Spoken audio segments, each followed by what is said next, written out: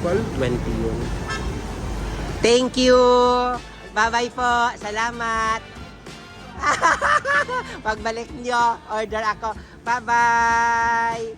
Salamat po!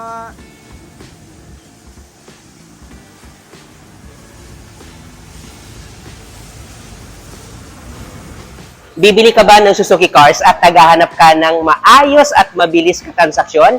Ako si Ramel Gonzalez, Suzuki Sales Manager, Suzuki Auto Caloocan Branch. 16 years na ako dito sa Suzuki Auto Caloocan. Hanapin niyo lang po ako dito sa showroom duty o di kaya dito sa guard on duty namin para mas mabilis yung ako makita, mas mabilis yung ako makausap sa showroom namin. Ayan no, sabi ko nga no, sa lahat ng mga customers, sa lahat ng mga hot buyer at naghahanap ng sobrang napakalaki na cash discount at madaming freebies, ako na po yan, di ba? Sabi ko nga no, pag manager yung kausap nyo, wala nang paikot-ikot pa, wala nang paligoy-ligoy pa, bagsak presyo agad yung kaya ko ibigay sa inyo. Tawagan nyo po ako, Billy!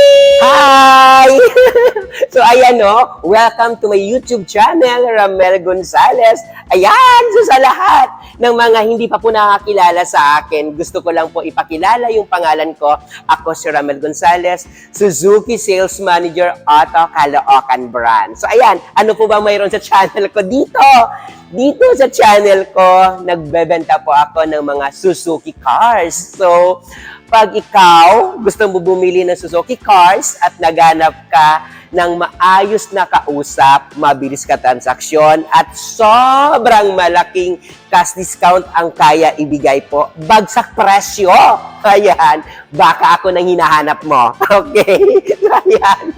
So dito, tawagan mo lang ako. Puntahan mo lang ako dito sa Suzuki Auto Caloocan Branch at hanapin mo ako. Ako na bahala dyan sa mga hinahanap mo, okay? And sabi ko nga, no, ngayong araw o ngayong umaga, ito, i-demo ko lang sa inyo yung pinakabago, pinaka-latest na 2025 year model na Suzuki Espresso EGS natin. Ito, no, so sabi ko nga, no, grabe! Sobrang napakalaki ng cash discount ang pwede natin may offer sa inyo ngayong 2025 po. Okay? Ito, ano po ba yung Suzuki, Suzuki Espresso natin? Suzuki Espresso natin po is 1.0 yung makina po. Ayun, medyo okay na po yun. So, ayan. So, ito guys, no? Suzuki natin Espresso, pag nakikita nyo po, ito siya. Red color yung i-demo natin sa inyo right now. And ito, pag nakita nyo po, Suzuki Espresso natin, ito, naka-40 na din po yung mag wheels natin. And just of course, palagi ko nga ini-introduce lagi na ito po, no, yung ground clearance natin sa Suzuki Espresso natin, sobrang napakataas ng ground clearance natin. Which is, pag sinabi natin na mataas yung ground clearance natin, sobrang passable lagi. Depende po sa baha kung anong meron po sa area or mga dinadaanan natin. So ito din, pag nakita nyo din po dito, yung side mirror niya po is naka-body color na din po yung side mirror niya. So tignan natin yung loob kung ano po yung may doon sa loob po sa Suzuki Espresso natin. So i-check natin, no, yung loob ng Suzuki Espresso natin kung maganda po ba or maluwag po ba dahil nga hatchback po siya. So ayan. So ito po yung Suzuki Espresso natin, which is na 2025 year model natin. So, madami nagtataka. 2024 pa lang naman, Ramel, bakit meron ka ng 2025 year model na sinasabi?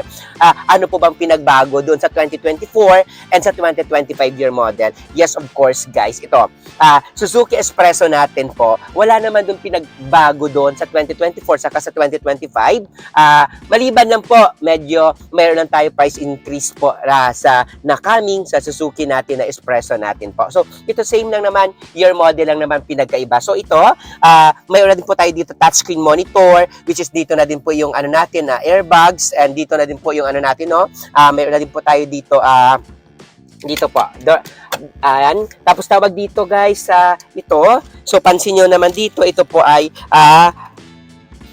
5-speed manual and or EGS, dalawang klase natin sa Suzuki Espresso natin, Suzuki Espresso GL manual and Suzuki Espresso EGS natin, which is yun po yung automatic version natin sa Suzuki Espresso natin. Naka-dual airbags dito and nandito po.